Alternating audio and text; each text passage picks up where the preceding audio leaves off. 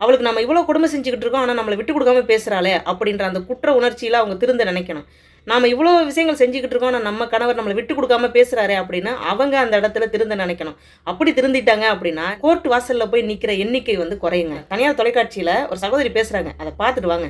12 வருஷத்துக்கு அப்புறமா அவர் வந்து அந்த வாரம் சொல்றாரு, அம்முன்னு கூப்பிட்டு இந்த வாயி குண்டுன்னு சொல்லி கூப்பிட்டாரு. அவர் வேற மேரேஜ் பண்ணிட்டு இருக்கிறாரு. நான் பசங்களை வச்சுக்கிட்டு நான் இருக்கேன் சார். அவர் வேற கல்யாணம் பண்ணிட்டாரா? ஆமாங்க சார். ஒல்லியா ஸ்லிம்மா பார்த்து ஒரு பொண்ணு கல்யாணம் பண்ணிட்டாரு. பட் நீங்க இப்போ நீங்க ஆக்சுவலா கேஸ் ஃபைல் பண்ணலாமா? இல்ல சார், ஏன் அவரை லவ் பண்ணிட்டேன் சார். நானு பிரிஞ்சு வந்தது கூட 2 பேரும் எடுத்து முடியும்னு சொல்ல. பட் அவர் வேற கல்யாணம் பண்ணிட்டாருங்க. நீங்க என்ன அவர் மேல இவ்வளவு பரிவு காட்டுறீங்க?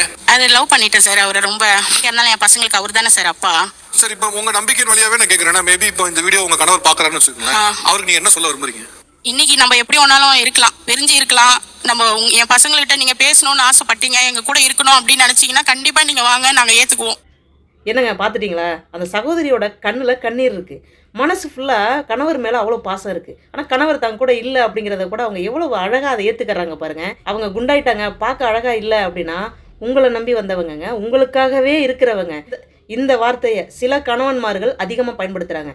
என்ன ஒளிப்பண்ணி மாதிரி ஆகிட்ட, என்ன சாப்பிட்டு சாப்பிட்டு தூங்கிக்கிட்டு இருக்கியா, இப்படி உடம்பு ஏறி போச்சு, நீ என்ன பண்ணுற, சோத்து முட்டையெல்லாம் இருக்கிற, இந்த மாதிரிலாம் வார்த்தைகளை பேசுகிறீங்க. இங்கே பாருங்க, கல்யாணத்துக்கு முன்னால் வரைக்கும் ஒவ்வொரு பெண்ணோட உடல்வாகு அப்படிங்கிறது அவங்கள மட்டும் சார்ந்தது.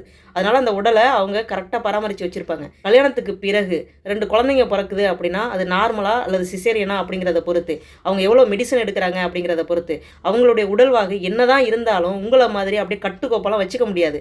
காரணம் என்ன அப்படின்னு கேட்டிங்கன்னா, அவங்களுக்குன்னு நிறைய மன உளைச்சல் இருக்கும், அவங்களுக்குன்னு நிறைய மென்டல் டார்ச்சர் இருக்கும். நீங்கள் நினைப்பீங்க வீட்டில் சும்மா தானே இருக்கா அப்படின்னு, ஆனால் அவங்க அப்படி கிடையாது. பிள்ளைங்களை பார்க்கணும், உங்களை பார்க்கணும், உங்களுக்கு தேவையானதை பார்க்கணும், பிள்ளைங்களுக்கு தேவையானதை பார்க்கணும், விசேஷத்துக்கு போகணும், சொந்தக்காரங்களை சமாளிக்கணும், வீட்டுக்கு என்ன தேவையோ அதை செய்யணும். இதை சுற்றி தான் இருக்கும். அதில் எப்படிங்க அவங்கள பற்றி சிந்திக்கிறதுக்கு அவங்க நேரம் ஒதுக்குவாங்கன்னு நினைக்கிறீங்க? இரவு படுக்க போகும் பொழுது காலையில் என்ன சமைக்கிறது அப்படிங்கிற யோசனையோட தூங்குவா. காலையில் எழுந்த உடனே மத்தியானத்துக்கு என்ன சமைக்கலாம்னு யோசிப்பா. மத்தியானம் சமையல் முடிச்சதுக்கப்புறம் இரவு என்ன செய்யலாம்னு யோசிப்பா. அவங்களுடைய உடல்வாக பழைய மாதிரி கொண்டு வர முடியாட்டாலும் ஏதோ ஓரளவுக்கு அவங்களுடைய ஸ்ட்ரக்சரை மாற்றுறதுக்கு நீங்கள் என்ன செஞ்சீங்க அப்படின்றத யோசித்து பாருங்கள்.